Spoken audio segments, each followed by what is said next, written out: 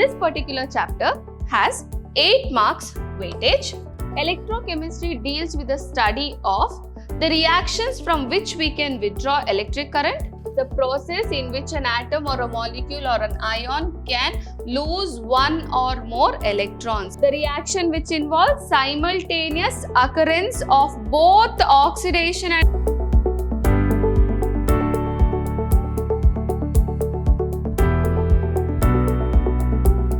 Hello my dear students, I am Priyanka Rajaram from Vidyashram PU College, Temple of Excellence. Today I shall start with a new chapter, Electrochemistry. Before I give you all an introduction to this chapter, we look into the weightage of this chapter. This particular chapter has 8 marks weightage. We can expect one question from part A for 1 mark, one question from part B for 2 marks and one question under part D that is carrying 5 marks. So total weightage of this chapter is 8 marks. What is electrochemistry? The definition goes like this. The branch of chemistry which deals with the study of conversion of chemical energy to electrical energy or vice versa, and their mutual relationship is called as electrochemistry. That means electrochemistry is a study of how you can draw electric energy from chemical reaction. Or I can also put it as electrochemistry deals with the study of the reactions from which we can withdraw electric current or a non-spontaneous reaction, okay, which will happen only when you pass electric current. So, a chemical reaction is taking place when you are passing electric current. Both such reactions when you are studying, that comes under electrochemistry. So, what is it? You are converting chemical energy to electrical energy, or I can also put it as I am withdrawing electrical energy from a chemical reaction, or I am passing electric current for a chemical reaction to occur. Okay, both of this comes under electrochemistry. So, to understand this particular subject of electrochemistry, first you need to know what is the meaning of oxidation reaction and what is the meaning of reduction reaction in terms of electrons, okay, and then you also have to understand what is redox reaction also. Of course, you all have studied this in first year, but we will do a quick revision of this, okay. So, first is oxidation. Oxidation reactions are reaction in which there is loss of electron. So, what is it? It's a process in which an atom or a molecule or an ion can lose one or more electrons. For example, hydrogen atom can lose an electron to become proton, H plus ion. Similarly, Fe plus 2 ion loses an electron to become Fe plus 3 ion. So, here when there is a loss of electron, then that reaction is called as oxidation reaction. Similarly, just the vice versa of that, reduction is a process in which the molecule or an atom can gain one or more electron. Example, H plus ion can gain electrons to become hydrogen atom, or sulfur can gain 2 electrons to become sulfide ion, S2 minus ion. So, loss of electron is oxidation. You have to just remember the letter or the word Leo, okay. Or of course, you can also remember oil rig, okay. Oxidation is loss, reduction is gain, okay. So, oil rig you can remember, so that you will remember what is oxidation and reduction and you will not get confused, okay. Now, next is about the oxidizing and the reducing agent. What is it? Okay. An oxidizing agent is a substance which gains electrons, okay, and reducing agent is a substance which loses electrons. So, the process here is oxidation.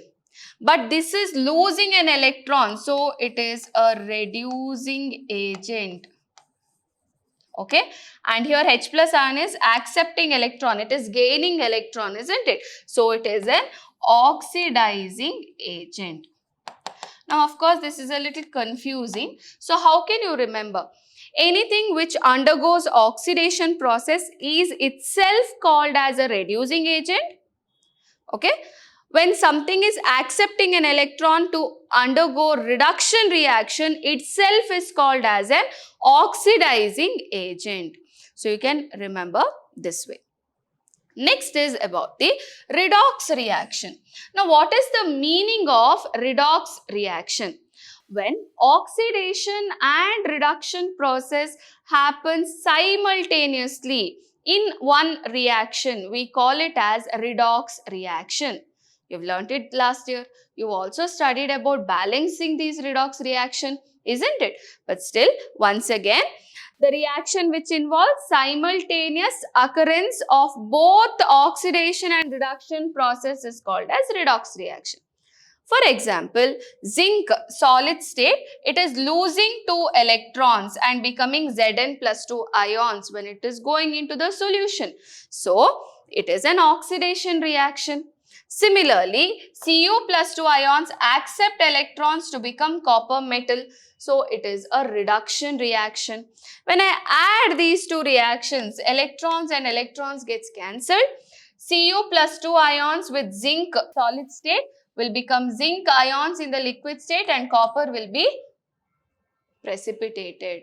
This reaction, here you cannot see any electrons at all in the overall reaction, but of course there is a loss of electron and gain of electron when you write the half reactions. Okay, such reaction we call it as redox reactions. Okay, next is about the single electrode or half cell and single electrode potential. Now, to understand this, I'll take an example. Okay, so we'll take a solution of zinc sulfate. Okay, I'm taking a solution of zinc sulfate in which I have Zn plus 2 ions. Aqueous state solution. I'm taking zinc sulfate and dissolving it in water. Now, I'll dip one zinc rod into it, metal. Okay, now here what happens? Zinc metal has a tendency to lose electrons. Okay, what is it? Zinc metal has a tendency to lose electrons and all the electrons from that starts coming and getting accumulated in the outermost region of the rod. Okay. Whereas zinc ions, which is there, Zn plus 2 ions, have the tendency to accept electrons. Okay. So those will come and get accumulated around the rod to accept electrons. Okay, so they have a tendency to accept electrons. Now what happens? There's a potential difference which is there, which is developed. The metal has all the electrons which are ready to lose and around that you have positively charged zinc ions which is accumulated. Because of that there is a difference in potential which is developed and this is called as the single electrode potential. What is it called as? It's called as the single electrode potential. Okay.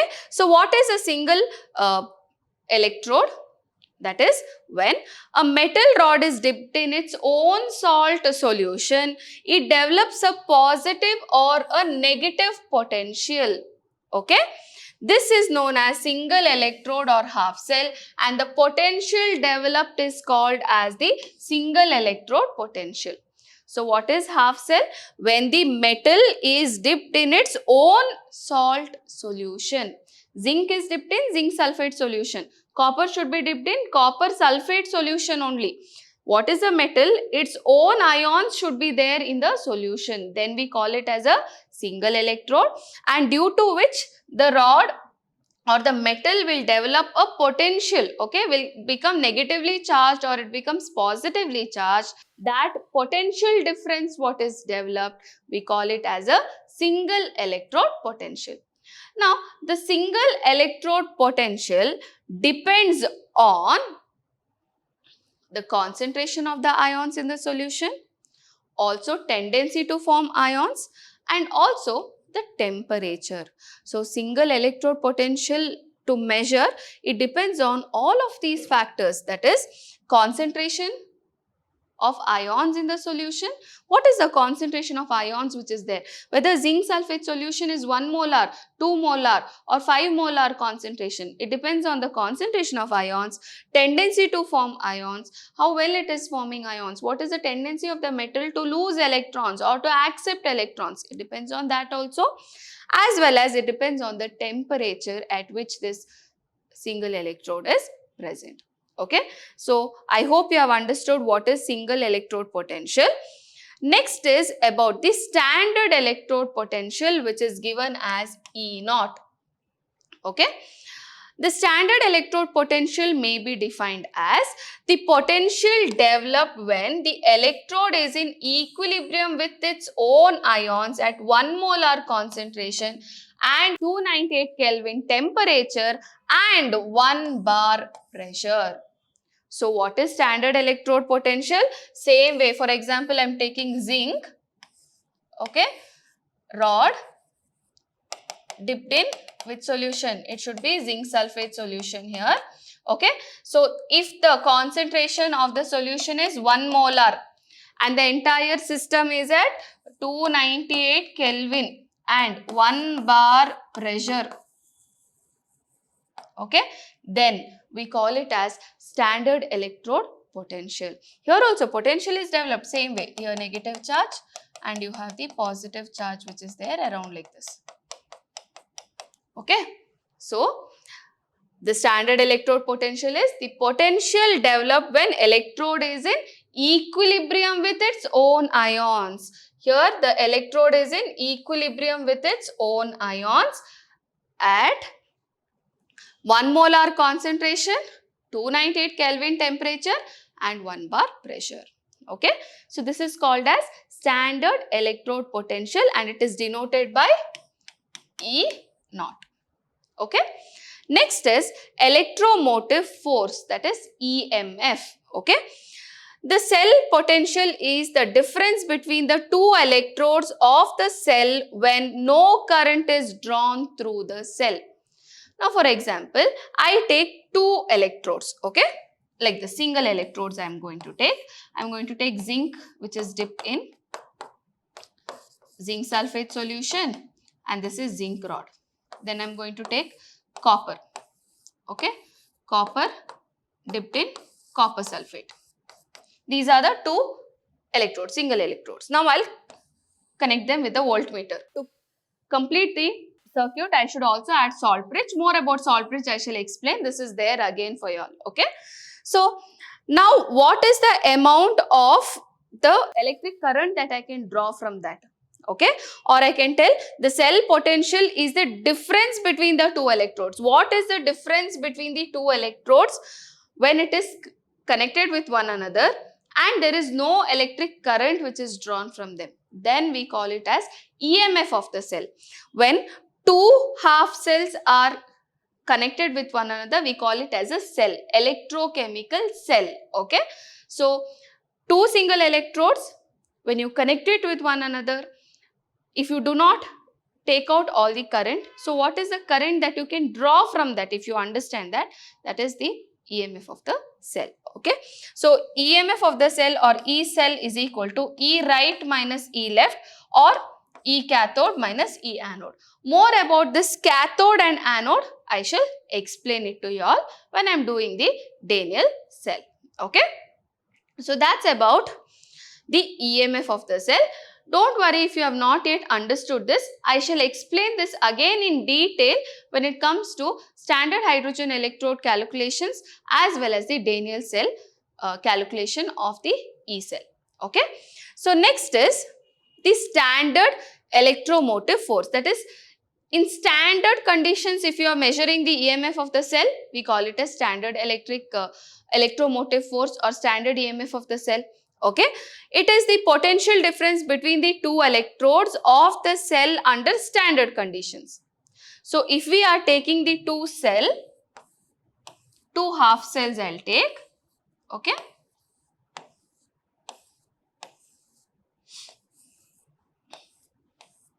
I'll complete my connections or complete the circuit by using salt bridge.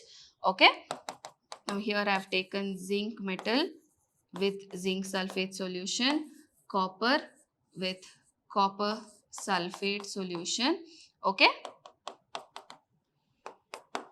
Now here if a voltmeter is connected, what will happen? Zinc has a tendency to lose electrons. So electrons will start moving here in this direction and copper electrode will take up the electrons, and what you can see is copper ions, what is there in the solution, Cu+2 ions will take up electron what is coming from here and get deposited as copper, and zinc will start losing electrons and the electrode will become smaller and smaller. Okay, more about this I shall do it in detail, but this is anode, okay, because it is losing electrons, and this is the cathode. Okay, so for this EMF, if the entire cell, okay, is under standard conditions now, that is, here you have 1 molar zinc sulfate solution, here you have 1 molar copper sulfate solution, and the temperature is 298 Kelvin and the pressure is maintained at 1 bar pressure. And then if you are calculating the EMF of the cell, we call it as the standard EMF of the cell or standard electrode potential, okay, of the cell. So I can write it as E naught of the cell is equal to E naught of cathode minus E naught of anode, or I can also write it as cathode is always there written to my right, anode should always be written to the left. Okay, so I can also write it as E naught right minus E naught left. Okay, so this is the standard electrode potential of the cell. Next we are going to study about the standard hydrogen electrode or SHE. It is also called as normal hydrogen electrode. Standard hydrogen electrode is a reference electrode, means it can be used for calculation of the electrode potential of the other metals. How is it done? I'll explain. Before that, we'll understand how is standard hydrogen electrode constructed and the working of this electrode. First of all, the standard hydrogen electrode contains a platinum foil which acts as an electrode. Here, up till here, you can see there's one more jacket which is covering the wire. Till here, it is platinum. Here, there can be a small amount of mercury which can be kept for connection purposes, and then it can be the normal copper wire. Okay. Now, for this one, there's one more outer jacket which is there, and it has got an opening here to pass hydrogen gas at 1 bar pressure. And now, the entire electrode is dipped in 1 molar HCl solution. Okay. So, here you have the platinum electrode, then you have an outer jacket through which the hydrogen gas is passed at 1 bar pressure, and the electrode is dipped in 1 molar HCl solution. So, what happens here is, in the solution I have H plus ions, correct, of HCl, H plus ions is there, and from here you are passing hydrogen gas. Okay. Now, what happens is, you have to think very carefully. Here, it is dipped, HCl is dipped. Now, when you pass hydrogen gas at high pressure, within the jacket, whatever HCl is filled, it will be pushed and the electrode comes in contact with hydrogen gas, H2 molecules. But here, there is nothing to maintain the pressure as it is. So, hydrogen gas bubbles out. At that time, the liquid of the HCl will come up. So, the electrode is alternatingly getting exposed to H plus ions and hydrogen gas. What is it? The electrode, okay, is alternatingly getting exposed to hydrogen gas which you are passing, also with H plus ions which is there from HCl, okay, due to which the potential will be developed. Fine. So, once again I shall explain. When you are passing hydrogen gas, because of that high pressure, the HCl will be pushed below and this electrode will come in contact with hydrogen gas. But there is nothing which is closed here to maintain the pressure as it is. So, hydrogen is a gas which can bubble out. So, when it bubbles out, the pressure will decrease and HCl will come up. So this continuously happens such way that the electrode is coming in contact with hydrogen gas and H plus ion alternatingly, and due to which the potential is developed. Okay, so here you can see, here these are platinum electrodes. H plus ions, either it can take up electron and go out as hydrogen gas, or hydrogen gas H2 can give electrons which will get adsorbed on the platinum foil. And here the platinum foil which is used is called as platinum black, because it is on the surface powdered platinum is there, which will be called as a platinum black. That is just to increase the adsorption on the platinum electrode. Okay, so what is happening, either H plus ion can take up electron and go out as hydrogen gas. H2 hydrogen atoms can form hydrogen gas and get liberated, or hydrogen gas can come and get adsorbed, leave its electron and go out as H plus ions. So alternatingly both the reactions can happen depending on to which it is connected. Okay, so here you have to understand the half cell reactions are as follows. Either hydrogen gas can lose electron to become H plus ion, and when it is losing electrons, it is oxidation reaction, and when oxidation is happening, it is always an anode. Remember, anode always oxidation takes place, and cathode always reduction takes place. It is not the conventional method which we used to tell about anode and cathode. Here it is a different way of telling which is an anode and which is a cathode. Anode is the electrode in which oxidation takes place. So if there is a loss of electron, that means there is hydrogen electrode is behaving like an anode. Okay. Whereas H plus ions is accepting electrons and getting liberated as hydrogen gas. If this reaction is happening, then the electrode works as cathode. And the potential developed by this, by convention, we are taking as 0. That means it is 0.0 volt. The electrode potential developed by hydrogen electrode, that is standard hydrogen electrode, is always taken as 0 volt. Okay. So this is about what is standard hydrogen electrode. Now using this standard hydrogen electrode, how can I measure the electrode potential of the other metals? I'll take an example and I shall explain. Okay. So how are we going to measure the electrode potential of the metal? For example, this is anode and this is cathode. I'll take copper as cathode. Okay. And the standard hydrogen electrode, what is there? This is the voltmeter. It is there. And here I have to pass hydrogen gas. This is dipped in 1 molar HCl, and this is copper with copper sulfate. This is just an example I am taking. Okay. Now what happens is, I have taken hydrogen electrode as the anode and I have connected it to copper metal.